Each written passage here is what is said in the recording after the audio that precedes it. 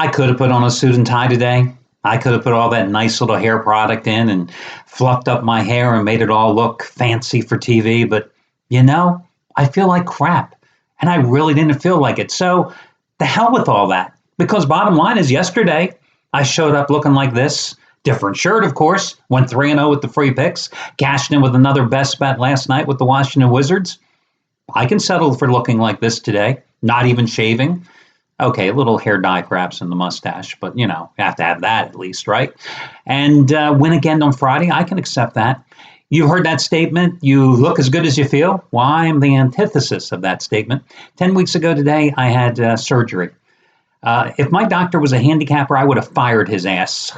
Going into the surgery, hey, you're going to feel like a new man in a couple of weeks.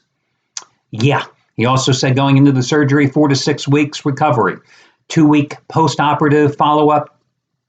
He then said it was 8 to 10 weeks. Now, I was on a lot of drugs, but I can still do basic math. Going into the surgery, 4 to 6 weeks. Coming out of the surgery, suddenly I'm 8 to 10 weeks. Well, today is 10 weeks. And this week at the post-operative checkup, I'm told that I really thought you'd be further along in your recovery than you are now. Duh, I could have told you that. I'm still in pain. I'm still not well. I haven't been able to drive a car since the middle of October. I feel like I'm 15 and a half and waiting for my learner's permit.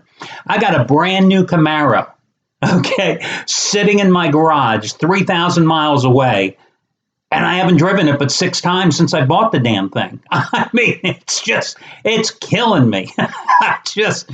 I left my last house in October. I thought I'd be back 6 days later. I feel like Gilligan's Island. Hey, left on that 3 hours cruise. Yeah, I thought I'd be gone for 6 days. It's now what? February 17th. Yeah, that really turned out well. But again, can't wait to see my doc next week. He better have some better news. That's all I got to tell you. But yeah, as a handicapper, he absolutely sucks. Good surgeon, lousy handicapper. Let's get to your free selection here. One of the things I like doing as a handicapper, especially in college basketball, is one, I'm nocturnal, so I don't sleep a lot, 4 or 5 hours a day, probably for the last since I was in high school. I've always been this way. I like handicapping in the middle of the night, especially now since I can't sleep because I'm in tremendous pain anyway. So what the hell else am I going to do? Watch too many cable reruns? I am not watching ESPN Sports Center in the middle of the night, I can tell you that much. But that's when I like to handicap. And of course, you've got all the offshore sports books. They have all the lines and stuff. But the reality is those are not the prices for the games.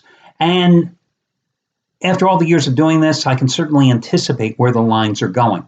But the bottom line is this. You handicap the games, in my case, overnight. But then you have to wait between 11 and 12:30 Eastern time to see where the public is going to drive the lines. And that often will sway my decision on which will be my best bet that day, which games I'll be backing off of, and sometimes which games I'll be switching sides. And the play I'm going to talk about now, VCU Richmond, the line move today actually made me switch sides. Now, overnight and until early this morning, Virginia Commonwealth was a 3.5-point favorite at Richmond. At 3.5, I was more than willing to lay the juice with VCU. But when the public bet that up to 5.5 early this morning, and that's where the price has stayed all day long, I'm sorry, I just don't have that much faith in VCU to go ahead and lay 5.5 points with the Rams. They're not that good of a team. And Richmond's in a must-win situation. Listen, Richmond was a team that I handicapped when they played George Mason a couple of days ago. And it was a game that the final score was 93-70. Looked like a blowout. And the Patriots played very good ball. But it was a 4-point game with 6 minutes ago, but George Mason closed on a 22-2 run. So, you look at 93-70 for the final score and you go, well, Richmond on the road in Fairfax, Virginia. FYI, that's where George Mason is located. So if you're on Jeopardy soon, at least you have that answer, right? It was competitive at that point. This is not a vintage Richmond team, but Richmond can do one thing, and it can shoot the ball well. These are the top 2 shooting teams in Atlantic 10 ball.